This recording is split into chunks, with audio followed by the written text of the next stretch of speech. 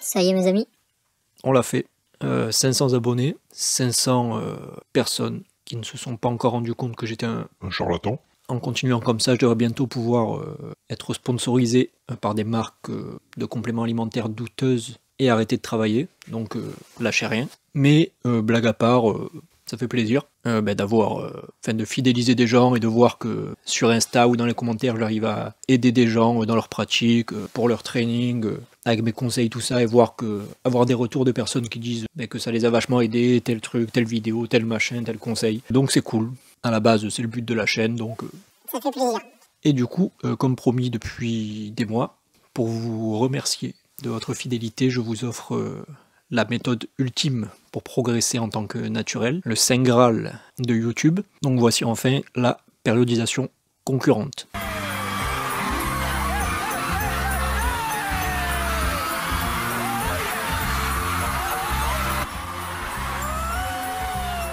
Donc avant de commencer cette courte vidéo d'introduction, je précise que c'est la périodisation concurrente que j'ai un peu modifiée à ma sauce. C'est celle que j'ai, au fil des années, que j'ai fait un peu évoluer pour moi. C'est ma vision de la chose, sachant que moi-même je m'étais inspiré de Alpha Destiny par exemple, principalement, qui avait lui aussi un peu modifié ça à sa sauce, qui lui-même s'était inspiré de West Side Barbell, etc. Donc voilà, c'est quand même ma vision de ce système, et non pas la définition à la lettre que vous verrez dans un bouquin de powerlifting à l'ancienne.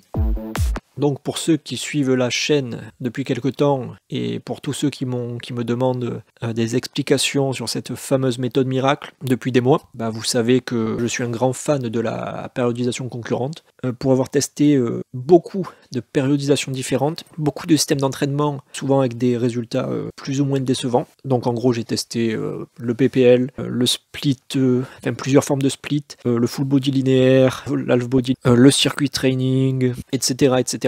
Et bon, certains systèmes ont été plus efficaces que d'autres, mais en général ça m'a jamais permis d'atteindre des niveaux de force très élevés, alors que tout le temps on me vantait ça comme des méthodes miracles, etc. C'était toujours vendu par des mecs hyper massifs, hyper musclés, hyper dopés souvent. Et moi du coup je gobais ça, je suivais ça, et je me disais ça marche pas très bien, je dois avoir une mauvaise génétique, jusqu'à ce que je découvre un youtubeur canadien, Alpha Destiny, qui parlait de cette fameuse méthode et qui disait c'est la meilleure méthode pour les naturels, pour progresser en force, pour progresser en masse, etc. Et tout le temps il disait ça. Et du coup, comme les autres, je l'ai testé. Sauf que cette fois, en effet, là les résultats ont été incomparables au reste. Donc c'est là où j'ai commencé vraiment à exploser côté force et à vraiment beaucoup progresser et à atteindre de très très bons chiffres côté force sur certains mouvements. Donc clairement, ça m'a convaincu. Le mec il disait que c'était la meilleure méthode pour les naturels. J'ai testé plein de méthodes en tant que naturel et pour moi c'était la meilleure méthode. Donc je peux que être d'accord avec ça. Et après moi-même je l'ai fait tester à beaucoup de gens, et pareil beaucoup de gens qui avaient fait de la salle, qui avaient fait du split, et pareil qui étaient un peu bloqués au niveau intermédiaire. Et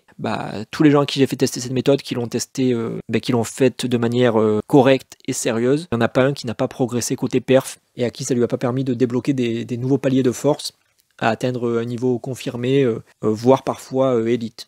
Donc pour moi, clairement, de tout ce que j'ai testé, de ce que j'ai vu, c'est la meilleure méthode pour les naturels. Pour les gens qui ne sont pas naturels, là je ne dirai rien. Je ne dis pas que c'est forcément la meilleure méthode, parce que peut-être qu'il y a d'autres méthodes que je n'ai jamais testées qui sont mieux. Mais selon moi, c'est vraiment extrêmement efficace pour l'athlète naturel qui souhaite être polyvalent, qui souhaite avoir un gros niveau de force, qui vise la performance, ou même pour ceux qui visent l'hypertrophie. Donc voilà, maintenant que ça c'est dit... Commençons. Alors, pour commencer, c'est quoi la périodisation concurrente? C'est quoi la définition? Donc la périodisation concurrente, ou Concurrent periodization. Concurrent training. En anglais, que je vais du coup abrévier PC pour le reste de la vidéo pour que ce soit moins long. Donc c'est une méthode utilisée principalement dans le powerlifting ou la force athlétique, qui va vous permettre de progresser à l'année sur de nombreux mouvements en même temps. Donc c'est une méthode pas du tout utilisée par exemple en street.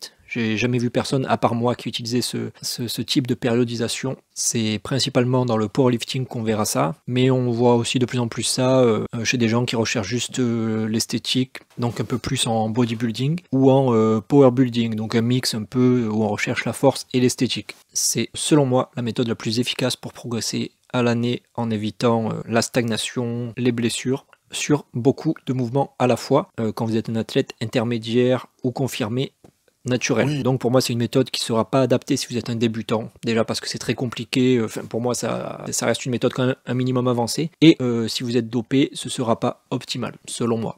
Pourquoi on appelle ça une périodisation concurrente? Eh bien, on pourrait traduire ça par plusieurs entraînements en même temps, plusieurs cycles d'entraînement. Ça va être plusieurs entraînements en concurrent. Donc c'est de là que vient ce nom-là. À l'inverse, par exemple, de la périodisation linéaire, où là, vous allez toujours garder les mêmes paramètres d'entraînement, vous allez garder les mêmes exercices, les mêmes paramètres, donc ce sera linéaire. Ce sera la même chose, les mêmes paramètres, etc. Donc la base de l'APC, ça va être la variation des paramètres, la variation d'exercices et les cycles d'entraînement. Maintenant, quels sont les avantages de l'APC? Alors, comme je l'ai dit plusieurs fois, ça va permettre de travailler et de progresser sur énormément de mouvements à la fois. Ensuite, ça va vous permettre d'éviter tout ce qui va être les blessures d'usure. Vu que justement, vous allez travailler par cycle, et bien vous allez avoir vos structures, certains mouvements, certaines parties du corps qui vont se reposer pendant que vous passerez sur un autre cycle où vous travaillerez d'autres angles articulaires, d'autres exercices, etc. Et du coup, beaucoup moins de risques de blessures à court, moyen et long terme. Ensuite, ça va vous permettre de rester sur du travail lourd et léger en même temps à l'année. Donc vous n'aurez pas à vous réadapter au travail lourd, par exemple si vous n'en faites pas souvent, à faire du pic, à vous remettre dans le bain parce qu'en fait vous serez tout le temps, vous ferez du lourd toutes les semaines, vous ferez aussi de l'endurance toutes les semaines. Donc autre avantage intéressant. Ensuite, avec un peu tout ça, ça va permettre d'éviter l'accommodation, ça va permettre d'éviter la stagnation. Sur la plupart des systèmes, des périodisations, on a souvent des phases, on a soit une progression un peu en escalier, donc avec des phases, des paliers de stagnation, puis progression, puis stagnation, qui peuvent parfois être assez longs, ou même parfois des phases de régression, et qui peuvent parfois être assez frustrantes, qui demandent beaucoup de réflexion, beaucoup de travail pour pouvoir passer au-delà. Sur la PC, on a tendance à beaucoup moins stagner à l'année. C'est pas rare de faire parfois des records personnels à chaque séance, pendant des semaines, des mois non-stop. Vu que justement, on a une grosse variation d'exercices, ça permet d'éviter cette accommodation. Ensuite, ça va également permettre de travailler tous ces points faibles, grâce à la grande variété d'exercices, la sélection d'exos, tout ça.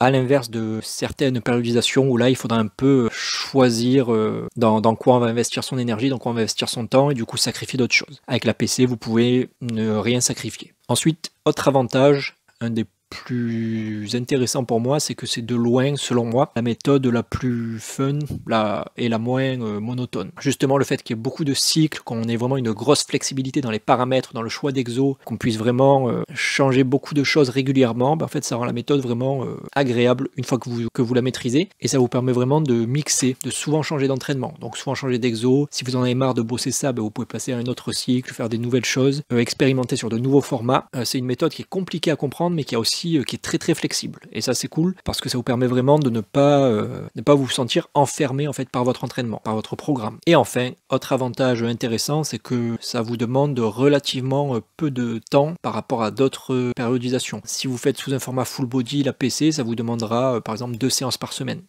Donc pour les gens qui ont un peu moins le temps, qui n'ont pas le temps d'aller à la salle 5-6 fois par semaine, ça peut être plus intéressant. Comme ça, vous vous libérez 2 créneaux dans votre semaine pour votre PC, et après le taf est fait. Et pourtant, vous arriverez quand même à progresser avec seulement 2 séances. Alors que dans beaucoup de périodisations avancées, il vous en faudra beaucoup plus. Donc certes, les séances sont un peu plus longue par exemple qu'en split, mais bon, si à côté de ça vous gagnez du temps sur tout ce qui est le trajet, se changer au vestiaire, etc., s'échauffer, tout ça, au final si vous devez faire tout ça 5 fois par semaine, au final vous n'êtes peut-être pas gagnant côté temps par rapport à une PC 2 fois par semaine. Donc maintenant, pour rester objectif, quels sont les défauts de la PC? Donc le premier défaut, il est justement lié à la flexibilité de cette méthode. Vu qu'il y a beaucoup de possibilités, beaucoup de manières différentes de la faire, beaucoup de choses avec lesquelles on peut jouer, forcément ça fait une méthode qui est un peu difficile à maîtriser, à comprendre, qui demande pas mal d'organisation, où il faut pas mal se creuser la tête, surtout au début. Donc clairement, si vous avez du mal avec ça, ou si ça vous saoule vite, si vous aimez pas un peu réfléchir à tout ça, il vous faudra peut-être mieux un programme où vous êtes vraiment très cadré, où vous avez tout qui est défini, vos rep range, vos exos, vos machins, vous avez juste à suivre le programme point par point et pas vous poser de questions. Donc ça, pour certains, ça pourrait être considéré comme un défaut, tout ce côté organisation de sa propre périodisation. Ensuite, autre défaut, c'est peut-être pas le système le plus adapté pour quelqu'un qui voudrait se spécialiser juste sur un mouvement. Donc typiquement, pour les spécialistes, je pense qu'il y a des méthodes qui vont être plus adaptées, moins prises de tête. Donc par exemple, tout ce qui est méthode bulgare, tout ça. Selon moi, là où la PC, ça brille vraiment, c'est quand on veut être très polyvalent. Autre défaut, c'est que ça peut demander pas mal de matériel pour vraiment tirer tous les bénéfices. Vu qu'il y a beaucoup de variations d'exo, tout ça, si par exemple vous faites du street et que vous avez juste des parallèles basses, ça va être un peu plus compliqué de vraiment faire des grosses variations d'exo.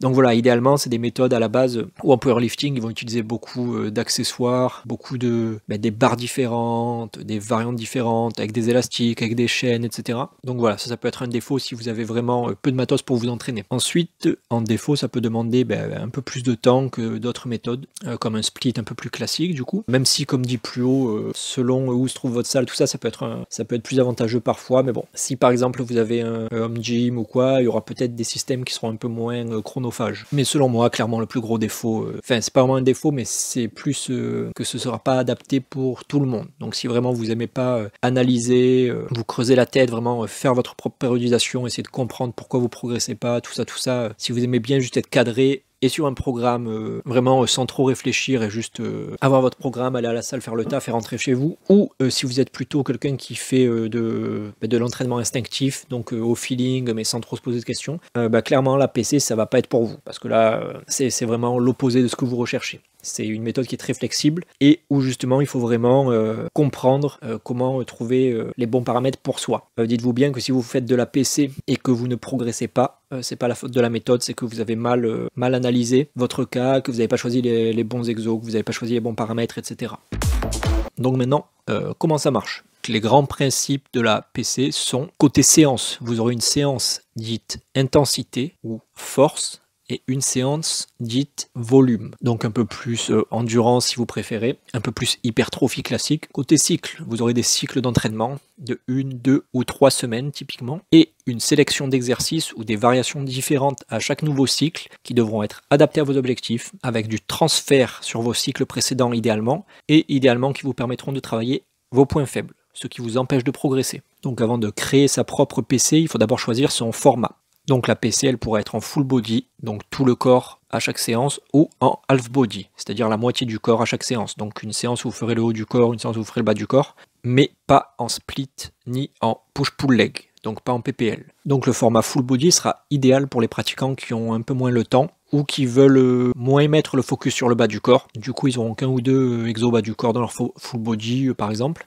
Et typiquement, ce sera 2 fois par semaine. Donc par exemple, lundi, séance full body intensité, force, et vendredi, séance full body volume. Sachant que si vous avez le temps et l'énergie, ou que vous voulez un peu plus vous entraîner, vous pouvez aussi rajouter une 3e séance full body dans la semaine. Mais selon moi, pour que ce soit efficace dans ce type de périodisation, le mieux c'est de faire une séance light à 70% de vos perfs. Donc c'est-à-dire sans aller à l'échec, vraiment faire de la congestion, faire vraiment un peu du travail technique, du volume léger, tout ça.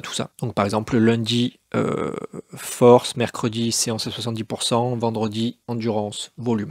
Donc le format half body sera plutôt pour les pratiquants qui ont pas mal de temps à consacrer à leur entraînement et qui veulent un peu plus se focaliser sur le bas du corps, sur des exos d'assistance, sur de l'isolation, etc. Selon moi, en half body, il n'y aura qu'un seul format qui sera pertinent, qui pourra marcher en PC, ce sera le 4 fois par semaine.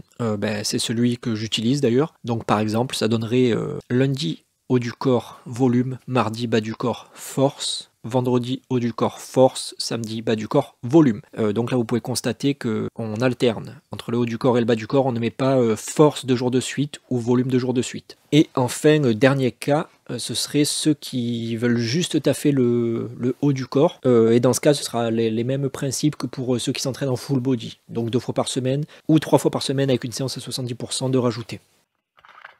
Alors maintenant on va voir comment définir la longueur de ces cycles d'entraînement. Donc encore une fois, ici rien n'est figé. Vous pouvez faire des cycles d'1 semaine, 2 semaines, 3 semaines. La longueur des cycles dépendra de vous, de vos objectifs, de votre progression, de votre niveau. Si on fait des cycles en PC, c'est principalement pour éviter les blessures d'usure, mais aussi pour éviter l'adaptation, pour travailler nos points faibles, etc. Généralement, de ce que j'ai vu, les débutants, ils pourront progresser par exemple sur des cycles de 3 semaines assez facilement, alors que les pratiques avancées, généralement, ils préfèrent des cycles un peu plus courts de 1 ou 2 semaines. Moi, perso, je trouve que le plus intéressant pour moi, c'est les cycles de 2 semaines. Les cycles d'une semaine, j'ai l'impression que je trouve que c'est un peu trop court pour progresser. Je trouve qu'on n'a pas trop le temps de se remettre dans le bain sur les nouveaux mouvements. Et les cycles de 3 semaines, je trouve que c'est un petit peu trop long et que ça a tendance à faire stagner un petit peu, dans mon cas. Mais, encore une fois, rien n'est figé. C'est-à-dire que parfois, si je sens que j'ai encore de la marge côté progression, si je me sens bien sur un cycle, que je sens que je peux encore aller chercher des nouveaux records, je pourrais rajouter une 3e semaine. Ou à l'inverse, si un cycle où je le sens pas trop, où je sens que j'ai des petites douleurs funky ou que ça le fait pas, je peux réduire de 1 semaine et faire qu'une seule semaine sur ce cycle-là. Donc encore une fois, la clé, c'est la flexibilité et la clé, c'est d'être à l'écoute. Donc être à l'écoute de soi-même, de sa progression, de ses sensations, etc. Ensuite, après avoir fait ça, il faut que vous fassiez votre sélection d'exercices. Donc ça, c'est clairement, selon moi, le point le plus important de la PC, parce que si vous vous foirez là, si vous choisissez mal vos variations, ça rendra la PC complètement inefficace. Donc il faut vraiment que vous définissiez clairement vos objectifs, et après il faut que vous choisissiez des exos qui sont adaptés à ces objectifs, qui ont du transfert pour cet objectif-là. Donc il faudra que les exercices soient suffisamment différents entre eux pour ne pas stagner, mais suffisamment proches avec du transfert les uns sur les autres pour pouvoir progresser en continu sur votre objectif. Et si vous avez des points faibles, il faudra évidemment que votre sélection d'exercices soit adaptée pour justement combler ces points faibles. Donc là, vous aurez 2 choix. Vous pourrez soit constituer 2 cycles d'exercices, donc cycle A, puis cycle B, puis cycle A, puis cycle B, et faire ça à l'année. Ou alors créer des nouveaux cycles à chaque fois selon l'évolution de vos objectifs, selon comment vous progressez sur votre mouvement, selon l'évolution de vos points faibles, etc. Donc on va essayer de prendre 2 cas concrets, donc un cas street et un cas fonte. Donc pour le cas street, imaginons qu'un pratiquant, appelons-le Pépito, veuille débloquer le front lever touch. Une mauvaise sélection d'exercices, ce serait par exemple sur son premier cycle de faire du front lever et sur son deuxième cycle de faire des tractions australiennes aux anneaux coudes ouverts par exemple. Pourquoi ? Parce que ça n'aurait pas vraiment de transfert sur son objectif. Le front lever, ça n'a pas de transfert sur le point faible du front lever touch, des front lever pull-up, donc il va être de tenir en haut, donc deltoïde postérieur triceps, alors que le front lever ce sera dorsaux, le facteur limitant, donc clairement ça l'aidera pas à progresser sur ça. Et sur son deuxième cycle, ces tractions australiennes coudes larges aux anneaux, ce sera pas le même angle articulaire, ce sera beaucoup plus justement encore une fois focus gros muscles du dos, donc dorsaux trapèze, biceps, donc pas très pertinent. Là cette personne elle ne va pas progresser sur son touch, sur ses front lever pull-up, mais ici ce sera pas la faute aux paramètres, ce sera la faute à la sélection d'exercices. Alors que si par exemple Pépito avait choisi dans son premier cycle de faire du front lever touch ou des front lever pull-up par exemple partiel haut, et dans son second cycle on pourrait dire une variante de Victorian ou de Dragon Press, et là on aurait eu déjà une sélection d'exercices beaucoup plus pertinente. Pour les front lever pull-up partiel haut ou front lever touch, là on peut pas faire plus spécifique que ça parce que c'est grosso modo le même mouvement, donc on travaille le même angle articulaire, on travaille la faiblesse pour débloquer le mouvement qu'on vise, on travaille ce qui bloque, et dans le deuxième cycle on serait sur un autre mouvement, mais avec des angles articulaires similaires, avec les mêmes muscles qui travaillent et avec les mêmes facteurs limitants. Donc deltoïde postérieur, triceps, vraiment straight arm en extension de l'épaule. Donc pas le même exo, mais avec un transfert qui est indéniable. Donc là ce serait pertinent. Et pour l'exemple fonte, prenons une femme cette fois, appelons-la Pépita. Donc imaginons que Pépita ait des objectifs de compétition en développé couché, mais qu'elle est très forte pour décoller la barre, mais qu'elle est très mauvaise, en fait qu'elle échoue toujours sur son lockout, donc sur la fin du mouvement. Un mauvais choix, une mauvaise sélection d'exercices, ce serait de faire par exemple, de rester sur du développé couché classique pour un cycle, et sur son deuxième cycle, on va dire faire des pompes lestées posées en bas. Donc là, pourquoi sa sélection d'exo ne serait pas pertinente ? Sur le développé couché, ce serait en soi assez spécifique, mais c'est juste que ça ne traiterait pas le problème, ça ne traiterait pas la faiblesse de manière spécifique. Mais sur le deuxième exo, en faisant du posé, ça mettrait beaucoup plus le focus sur le bas du mouvement, donc sur les pecs, et non pas sur le lockout, donc pas pertinent. Ce qui aurait été plus pertinent, ça aurait été par exemple de faire un premier cycle en faisant du développé couché en dead, par exemple, en partant un peu plus haut que le torse pour vraiment se focaliser sur la force et l'explosivité sur du lockout. Donc très spécifique, on taffe la faiblesse. Et sur le deuxième cycle, ça aurait pu être par exemple une autre variante de développé couché, cette fois-ci aux élastiques. Donc si par exemple le premier cycle on a fait coude ouvert, le deuxième cycle on pourrait faire du développé couché serré, avec en plus de la barre des élastiques, donc ce qui va rendre lockout beaucoup plus dur. Donc encore une fois, spécifique aux objectifs. Donc là, Pepita, en s'occupant de ses faiblesses et en améliorant ses records sur ce genre de variation, il y a de fortes chances que sur son développé couché complet, elle ait un gros déblocage de ses perfs à terme. Donc ça c'est juste 2-3 petits exemples rapides pour faire comprendre un peu la logique derrière. Des exemples, il y en a des centaines de différents et c'est vraiment adapté à chaque cas, à chaque objectif. C'est pour faire comprendre la logique d'exercices adaptés et inadaptés. Donc maintenant on a vu comment choisir son format d'entraînement, on a vu comment choisir la durée de ses cycles et on a vu comment bien choisir ses exercices en fonction de ses objectifs. Donc maintenant il reste juste à définir les séances force, enfin les paramètres de force et les paramètres des séances volume. Donc pour les séances intensité, le focus ça va vraiment être la force max. Donc sur vos exercices, vous allez voir rester sur des formats de force, donc du 1 rep max, du 3 rep max, du 5 rep max. On ne veut pas partir sur du 8 reps, 10 reps, 12 reps, 15 reps. Donc vu que c'est de la force, vous aurez des temps de repos plus longs qu'en volume. Et donc généralement, les séances force ont tendance à durer plus longtemps que les séances volume. Logique. Quelques exceptions sur certains petits muscles, sur l'isolation, sur tout ce qui va être épaules, coiffe des rotateurs, où là vous pourrez rester sur des formats un peu plus élevés. Donc du 6 reps, 8 reps, 10 reps, 12 reps.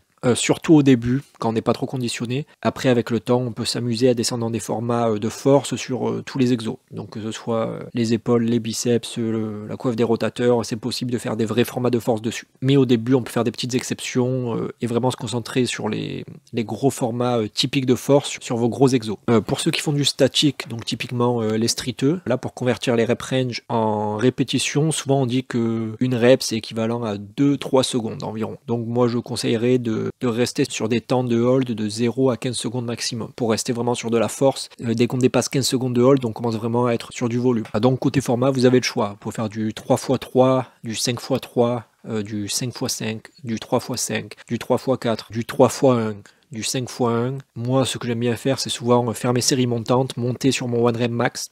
Puis selon comment ça se passe, souvent je vais redescendre sur du 3 rep max, puis sur du 5 rep max. Et pour le statique, vous pouvez faire du 5x5 secondes, 5x10 secondes, 3x10 secondes, etc. Encore une fois, il faut choisir selon sa forme du jour, selon ses objectifs et ses préférences. Donc les séances volume, à l'inverse, là le focus il va plutôt être sur des formats d'hypertrophie un peu plus classiques, le stress métabolique, la congestion, l'endurance, etc. Donc en gros, Du 8 reps max, 10 reps, 12 reps, 15 reps, voire plus. Donc avec des temps de repos un peu moins longs qu'en force. Et pour le statique, on restera sur des maintiens d'au moins 15 secondes et vous pourrez monter à 20, 25, 30, voire plus. Donc côté format, encore une fois, vous en avez plein. 4x8, 4x12, 5x12, 10x10, etc. Côté statique, pareil, vous avez le choix, 4x20 secondes, 3x30 secondes, 10x10 secondes avec 1 minute de repos. Bref, c'est à vous de voir. Ah, et petite précision, en PC, vous pouvez faire de l'échec à chaque séance à l'année. C'est pas obligatoire, mais vous pouvez. Moi, je sais que je suis à l'échec à chaque séance depuis des années, sans souci de récupération nerveuse. Je ne stagne pas, au contraire, et je ne me blesse pas. Donc c'est un format d'entraînement sur lequel vous pouvez être à l'échec à l'année. Donc pareil, c'est un autre avantage auquel j'ai pas pensé. Pour les gens qui aiment vraiment se fracasser à l'entraînement, la PC c'est idéal pour ça. Alors que sur du split ou du PPL, si vous faites ça, c'est road to blessure garantie. Donc votre but, évidemment, ce sera de progresser sur un maximum de rep range de séance en séance. Donc améliorer vos 1 rep, 2 reps, 3 reps, 5 reps, 8 reps, 10 reps, 12 reps, 14 reps sur tous vos exos. Et idem sur vos holds de statique. Ça va être, le but sera d'améliorer votre temps ou de diminuer l'assistance ou de vous lester. Mais il faudra chercher la progression à chaque séance. Et du coup, vu le nombre d'exos différents en PC, vu le nombre de variations, vu le nombre de cycles, l'utilisation d'un cahier pour traquer votre progression est indispensable. Vous ne pouvez pas tout retenir de tête, c'est pas possible.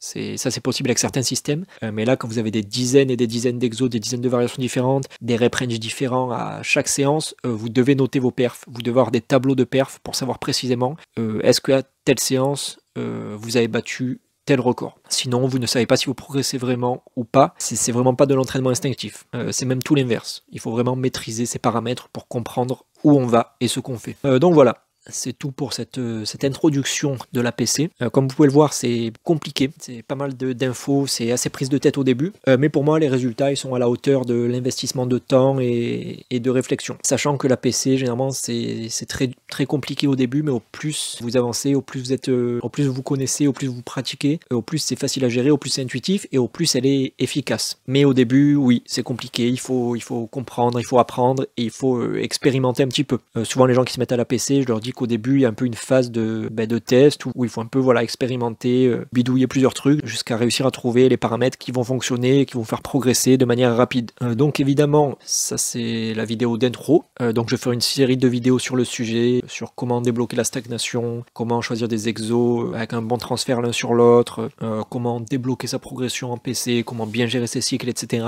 Mais déjà avec cette introduction, vous avez déjà les outils pour commencer à créer votre PC. Si vous vous attendiez à un programme tout fait, malheureusement, ce sera jamais le cas. Il n'y aura jamais une vidéo où je ferai une PC pour vous, parce que si vous avez compris le principe de cette méthode, vous avez compris que c'est une méthode flexible et il n'y en a pas une seule. C'est vraiment très adaptable et donc forcément, il n'y en aura pas deux de pareil. C'est plus même une logique d'entraînement, ce n'est pas un programme, c'est une logique d'entraînement. Donc voilà, j'espère que c'était clair, j'espère que ça vous a plu. Comme d'habitude, si vous avez des questions sur ça, envoyez-les-moi sur Insta ou en commentaire et je vous dis à plus.